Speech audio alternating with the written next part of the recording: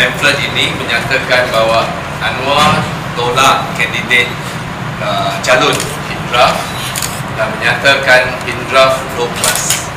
Ini adalah satu fitnah yang cukup jahat. Parti Keadilan Rakyat dan Pakatan Rakyat sentiasa dan sejak awal lagi menghormati pendirian dan perjuangan Hindraf. Hindraf sebagai satu badan bukan kerajaan yang cuba memperjuangkan nasib orang-orang India. Itu adalah satu matlamat perjuangan yang kita dukung, tapi kita tidak memilih, Hindraf juga tidak pernah mencalonkan sesiapa secara rasmi. Kita telah dengar pelbagai pendapat, termasuk pelbagai NGOs dan pemimpin-pemimpin masyarakat, dan keputusan untuk memilih seorang calon itu adalah keputusan pasti. Dan pamflet ini dengan tidak berani meletak simbol mana-mana pihak telah melanggar, bukan saja melanggar undang-undang pilihan raya, tapi ini juga satu taktik yang biasa digunakan. Kita juga dapati pamflet yang sama atau bukan sama, yang dengan sifat yang bersamaan diedarkan di Perak yang menyatakan DAP itu komunis, Nizar, Menteri Besar Nizar diperalat oleh komunis, dan juga ada pamflet-pamflet yang menyebar maklumat seperti BN anjing dan pelbagai pamflet ini. Saya rayu kepada semua jangan termakan oleh propaganda murahan, dan kita juga kutuk segala tindakan yang tidak bertanggungjawab ini. Dengan ini saya nak sentuh isu kedua.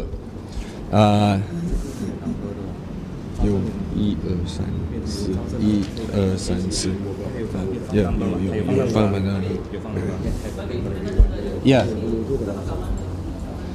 Ini didapati di kedai-kedai yang di bawah kan. Di kedai-kedai di kawasan Taman Ria tadi. Taman Ria, ya. Di kedai-kedai Taman Ria. Saya percaya dia disebar berluas di seluruh tempat. Isu yang kedua ialah pagi ini di Istana Negara, Datuk Seri Najib telah mengambil sumpah sebagai Perdana Menteri yang baru. Sungguh pun kita 81 ahli parlimen telah menandatangan satu petisi membantah pelantikan Datuk Seri sebagai Perdana Menteri. Tapi hakikatnya adalah Duli Yang di-Pertuan Agong telah membuat keputusan untuk melantik Najib sebagai Perdana Menteri. Itu kuasa DYMM baginda tuanku. Namun kami dalam Pakatan Rakyat mendesak sebagai Perdana Menteri baru untuk menunjukkan satu corak kepimpinan yang baru. Mendesak perkara yang pertama yang harus dilakukan oleh Perdana Menteri yang baru ialah membebaskan semua tahanan asing. Lebih kalau boleh sebelum kita buang undi pada 7 hari bulan April ini, secepat mungkin. Kita merasa ini adalah satu perkara yang sangat penting.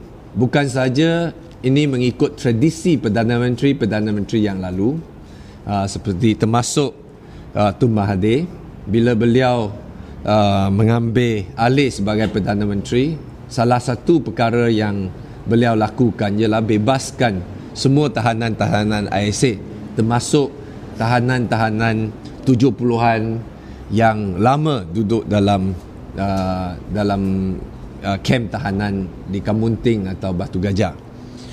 kini untuk menunjukkan keikhlasan, sincerity Najib untuk menghormati nilai dan prinsip demokrasi,